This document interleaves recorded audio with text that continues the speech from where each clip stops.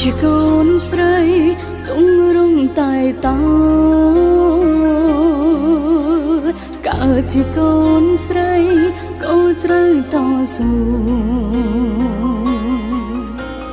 កាំងលំបាំងកូនមិនអាចត្រូវរកដូរផ្ដាច់មិនធ្ងោដើម្បីក្រពាំងឈ្មោះជាកូនស្រីគេថាទុនខ្សោយគ្មានពេលហើយលើក្នុងជីវិត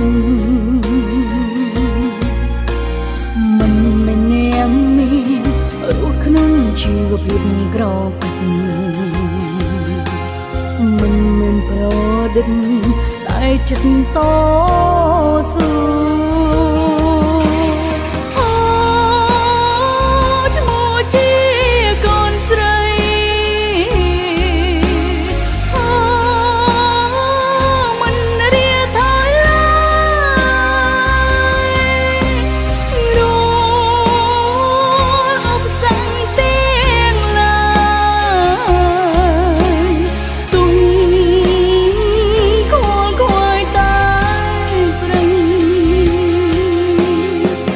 ឆ្ងាយពុកម៉ែឲ្យរូបក្មេងពិតទាំងខ្លួនភ័យភិតពេលគ្មានលោកក្បែររៀនចិត្តរឹងមាំទុំអារម្មណ៍នៃខ្លាចគេទាំងផ្ដាំពុកម៉ែឲ្យធ្វើ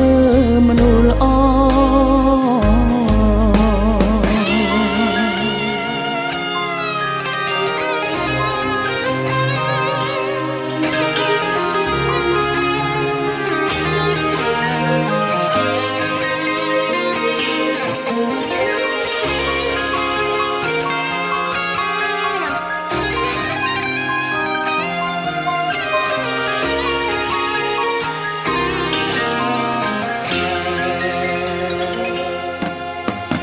ឈ្មោះជាកូនស្រី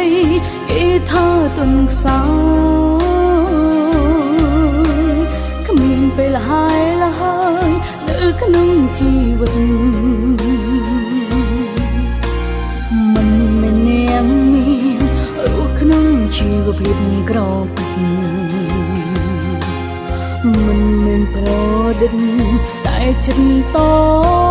ស៊ូ